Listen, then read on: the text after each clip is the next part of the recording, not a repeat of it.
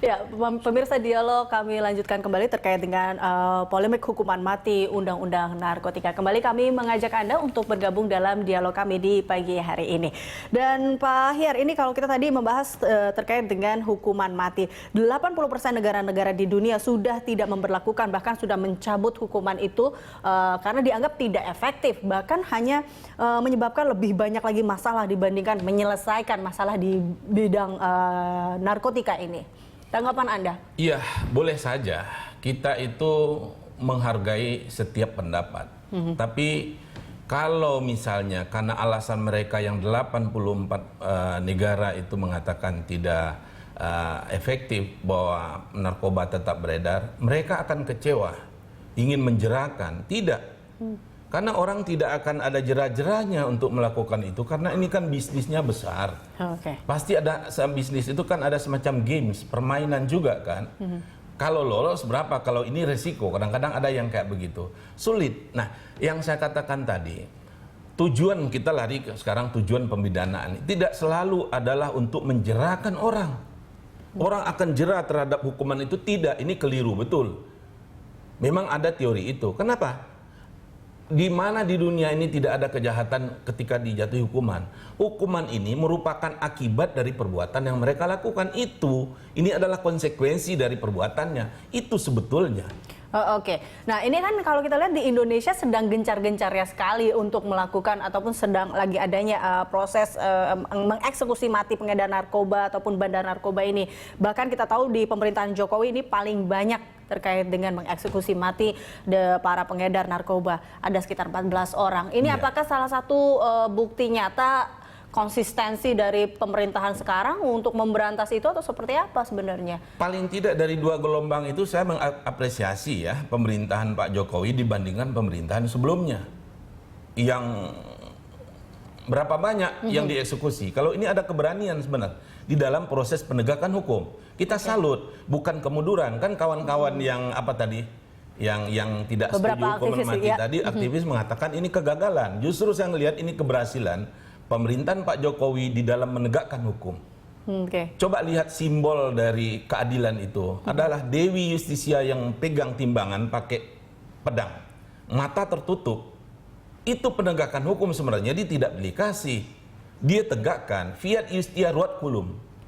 Keadilan harus ditegakkan walaupun esok dunia nih langit akan runtuh. Tapi banyak yang mengatakan bahwa efek ataupun hukuman mati ini tidak memberikan efek jerah sebenarnya. Ya, itu yang saya katakan tadi. Kalau mereka menganut teori penjeraan terhadap, dia akan kecewa. Karena orang tidak akan jerah melakukan kejahatan dimanapun dunia apapun bentuk hukumannya. Hukuman itu merupakan akibat dari perbuatannya, diganjar. Inilah apa sih yang dimaksud dengan kejahatan. Di dalam kriminologi itu kejahatan, di dalam pidana juga kejahatan. Yang disebut dengan tindak pidana adalah perilaku atau perbuatan manusia yang dilarang oleh undang-undang dan terhadap pelanggaran larangan tadi diancam dengan pidana. Dia melanggar larangan. Jadi dia jerah nanti enggak begitu. Tidak akan begitu. Jadi perlu kita koreksi lagi dengan teori-teori tujuan pemidanaan ini. Boleh saja ada teori itu. Oke, Pak Ahyar, lalu bagaimana? Lalu apa sebenarnya tujuan dari eksekusi mati atau terkait dengan ini gitu? Iya, dia melanggar larangan karena itu. Karena dia melanggar larangan sehingga akhirnya dihukum atau bukan karena efek jerah yang ingin diberikan pemerintah? Kalau efek jerah aja tidak akan jerah-jerah. Jadi rumusan undang-undang, setiap orang yang melakukan apa, pidananya apa. Jadi nggak ada pengecualian nih, setiap orang ini siapa saja. Kalau dia melakukan X, hukumannya nanti Y. Itu yang saya katakan tadi, hukum pidana ini adalah hukum yang pasti. Kalau itu diterapkan, baru bisa dia. Bukan dia untuk orang jerah, nggak akan ada lagi kejahatan. Tidak mungkin. Sejak awalnya manusia diciptakan ini kelihatannya kejahatan udah mulai ada. Dan tidak akan pernah tiada sampai nanti yang namanya kejahatan ini tadi. Oke, baik. Nah ini kan tapi sebenarnya gini, tujuan dibuatnya eksekusi mati ini atau enggak penahanan dan juga ada juga vonis untuk rehabilitasi secara paksa ini yang dilakukan oleh pemerintah.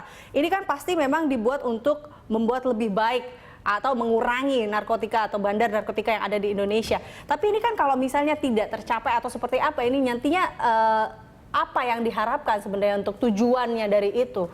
Iya, saya mengatakan teori pemidanaan itu adalah setiap orang melakukan tujuannya adalah untuk merupakan menerima imbalan dari perbuatan yang dilakukan. Bahwa ada teori nanti, teori jera, teori absolut, atau teori pembalasan, tujuan pemberian agar orang jera nanti, itu boleh saja. Ada teori tujuan, dual teori, agar pelakunya yang spesial khusus itu pelaku sadar, masyarakat tidak, boleh saja. Boleh banyak teori tentang itu, tapi dia akan kecewa kalau ngelihat nanti bahwa hukuman dijatuhkan, orang kok melakukan juga tindak pidana, tidak akan habis. Yang menurut saya lebih tepat, hukuman diberikan karena dia melanggar larangan. Di pelanggaran larangan inilah bahwa nanti akan jera utuh rasa lain. Kalau mengenai masalah penyerahan, itu yang saya katakan tadi. Kalau mau ngikutin logika teori yang dipakai oleh teman-teman tentang teori absolut ini tadi, apakah kita sudah konsisten terhadap penerapan orang yang memenuhi kriteria kita lakukan, yang sudah inkrah kita eksekusi? Ini ada yang menunggu berapa puluh tahun kan? Pak, ini terkait konsisten ya. Saya kembali saya bertanya bahwa sebenarnya Anda mengatakan dari awal konsisten dan juga penerapannya. Nah, ini kesalahannya di mana sih Pak? Ini terkait dengan konsisten sehingga Anda melihat ini menjadi salah satu kendala dari penerapan undang-undang ini hingga akhirnya tidak berjalan dengan baik seperti itu. Iya. Itu kan yang kunci akhirnya kan hakim. Oke. Awalnya itu adalah jaksa. Ya memang penyidik, polisi, mungkin BNN juga di sini pasal apa yang diterapkan. Kalau memenuhi yang kayak begitu dituntut hukuman oleh jaksa itu apa? Requisitor jaksa itu tuntutannya berapa lama? Penjara atau hukuman mati? Nanti yang ada akhirnya itu hakim. Makanya dikatakan hakim adalah merupakan benteng terakhir terhadap keadilan. Dia nanti di sana kuncinya. Bagaimana pemahaman penegak hukum, terutama hakim terhadap akibat dari perbuatan ini bagaimana terhadap masyarakat. Baik, Pak Angin, kita jeda dulu, kita akan lanjutkan terkait dengan hakim ini. Kita akan kembali pemirsa sesaat lagi.